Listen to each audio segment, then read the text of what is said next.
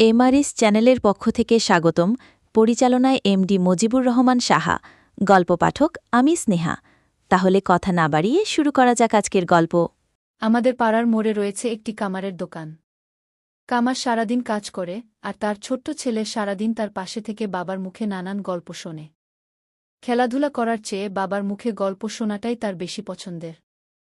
এরকমই একদিন সেই ছোট্ট বাচ্চাটি তার বাবাকে জিজ্ঞাসা করল, এই পৃথিবীতে তো সব কিছুরই মূল্য আছে, তাহলে মানুষের মূল্য কত? এত ছোট একটা বাচ্চার মুখে এরকম প্রশ্ন শোনার জন্য মোটেও প্রস্তুত ছিলেন না সেই কামার। কিছুটা থমকে গিয়ে তিনি উত্তর দিলেন, বাবা, মানুষের মূল্য নির্ধারণ করা যায় না, একজন মানুষের মূল্য নির্ধারণ করা খুবই কঠিন কাজ। বাচ্চা ছেলেটি, পৃথিবীতে তো অনেক রকম মানুষ আছো, তাহলে কারো মূল্যই কি তাহলে নির্ধারণ করা যাবে না? পিতা, না, সম্ভব নয়। বাচ্চাটি কিছুই বুঝল না। সে আবার তার বাবাকে জিজ্ঞাসা করল, মানুষের যদি মূল্যই না থাকে, তাহলে এই পৃথিবীতে কেন কেউ ধনী, কেউ গরিব? কেন কেউ বেশি সম্মান পায়, আর কেন কেউ কম সম্মান পায়? বাবা ভাবলেন ছেলেকে বলে বোঝালে যাবে না, তাই তাকে উদাহরণ দিয়ে বোঝাতে হবে।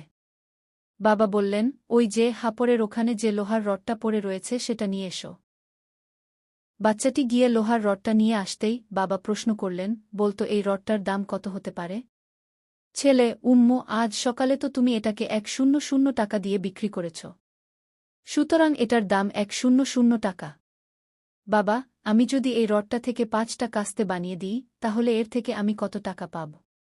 ছেলে, একটা কাস্তের দাম 50 টাকা, তাহলে 5টা কাস্তের দাম 250 টাকা। বাবা, এবার যদি রডটা থেকে আমি নানান মেশিনারি ক্ষুদ্র ক্ষুদ্র জিনিস বানিয়ে ফেলি, তাহলে কি হবে? ছেলে, তাহলে তো এটা থেকে আরও অনেক টাকা পাওয়া যাবে, কারণ মেশিনারি জিনিসের দাম অনেক বেশি। এরপর বাবা ছেলেকে বোঝালেন, যেভাবে লোহার রডটির পরিবর্তনের সাথে সাথে তার মূল্যেরও পরিবর্তন হচ্ছে, ঠিক সেভাবেই মানুষের মূল্যও নির্ধারণ হয়। একজন মানুষ বর্তমানে কী অবস্থায় আছেন এবং ভবিষ্যতে তিনি নিজেকে কোনো জায়গায় তুলবেন, তার উপরেই সেই মানুষটির মূল্য নির্ধারিত হয়। ছেলে, তার মানে কোনো মানুষের মূল্য কেমন হবে তা নির্ধারণ করবে সে নিজেই। তাই মানুষভেদে গরিব ধনী দেখা যায়। বাবা, এই তো বেশ ভালোই বুঝেছ। আজকের গল্প এখানেই শেষ।